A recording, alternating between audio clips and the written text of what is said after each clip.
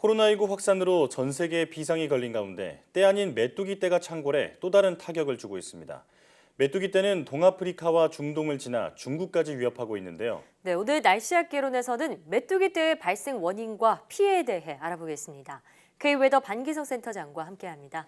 어서 오십시오. 네, 안녕하세요. 네.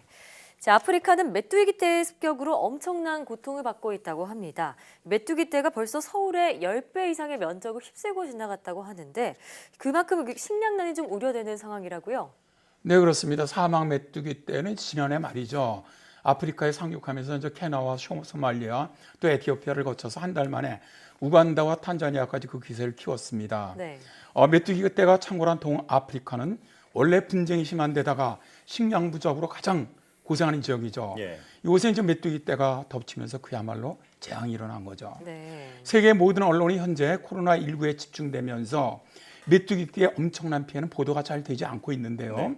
하지만 사막 메뚜기 떼가 휩쓸고 간 지역은 엄청난 식량난이 지금 빚어지고 있습니다. 네.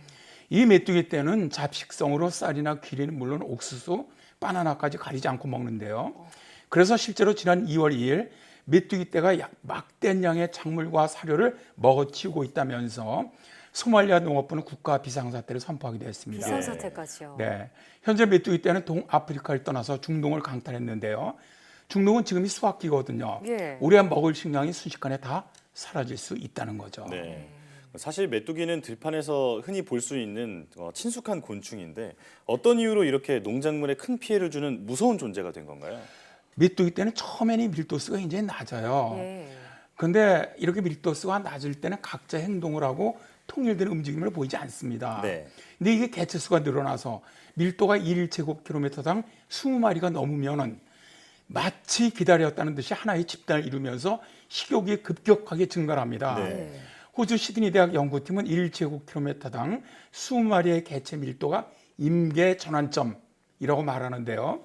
이 임계 포인트를 넘은 메뚜기는 색이 거무스름하게 변하고 황충이라는 이름으로 달리 불리게 됩니다. 이때부터는. 예. 그래서 보통 황충무리는 적게는 수십억에서 많게는 수천억 마리의 개체수를 자랑하는데요.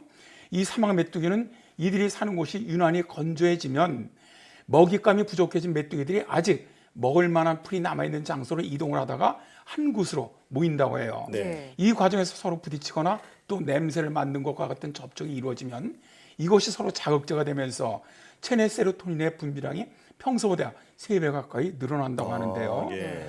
1제곱킬로미터 넓이에 최대 8천만 마리가 뭉쳐서 날아다니곤 합니다. 이 메뚜기들은요, 언덕, 바위, 벽 거침없이 기어오르고 넘어가는데요.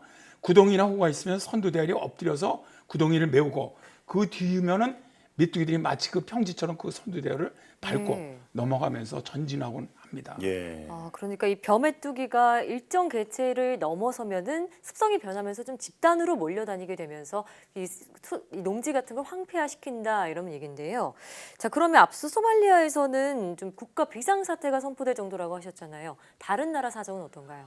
지금 이게 이제 아프리카를 거쳐서 중동을 거쳐서 인도, 파키스탄까지 왔거든요. 예. 인도 같은 경우는 농경지 555만 헥타르가 초토화되면서 약 1,700억 원 정도의 경제적인 손실을 보았고요. 예. 케냐는 105만 헥타르의 농경지가 황무지로 변했다고 합니다. 세계 식량기구에서 이런 상태로 이동해 간다면 30개 이상의 나라가 피해를 볼 수 있다. 이렇게 경고를 했는데요. 네. 숫자가 엄청나다 보니까 메뚜기 떼가 하늘을 날 땐 하늘이 컴컴해지면서 예. 아무것도 보이지 그 않는다고 해요. 정도군요. 그래서 지난 1월 에티오피아에서는 엄청난 수의 메뚜기 떼가 시야를 가리는 바람에 여객기가 이착륙하지 못하고 다른 공항으로 이동하기도 했습니다. 네, 다양한 피해를 주는 존재군요. 이 아프리카에서는 메뚜기가 갉아먹은 농작물의 그 흔적을 보고 바람의 이빨이라고도 부른다고 들었는데, 자, 이번에 발생한 메뚜기 떼의 규모가 25년 만에 최대라고 들었습니다. 왜 이렇게 갑자기 창궐을 한 게 된 건가요? 일단 기후 전문가들은 지난해 12월 소마리아 앞바다에서 발생한 강력한 열대성 저기압이죠, 사이클론. 예. 이 사이클론 때문에 이례적으로 많은 비가 내리면서 메뚜기 떼가 창궐한 것으로 봅니다. 네. 지난해 10월에서 12월에 북동쪽 지역을 중심으로 평년보다 많은 10에서 50mm 비가 내렸고요. 이 지역은 비가 거의 안 내리는 지역이거든요. 네. 이때 아주 많은 메뚜기가 만들어집니다. 메뚜기는 비만 내리면요 순식간에 번식을 해버립니다. 왜냐하면 비가 내리면 풀이 많이 자라면서 먹을 것이 많아질 걸 인지하는 거예요. 아, 예. 그래서 번식에 순식간에 돌입을 하면서 예. 날개가 강화되는데요. 그러니까 평상시의 기후가 아니라 이런 어떻게 보면 기후 변화죠. 지금 이례적인 기후 변화로 만들어지는 이상 기후가 이런 재앙적인 메뚜기를 만들어내는 것이죠. 예. 네, 그러니까 이상 기후로 비가 많이 내리면서 메뚜기의 식량이 되는 작물들이 잘 자랐기 때문이군요. 자, 그런데 이 메뚜기 떼가 지금은 인도와 파키스탄을 넘어서 중국으로 이동을 하고 있다고 하는데 과거에도 이렇게 중국까지 도달한 사례가 있었나요?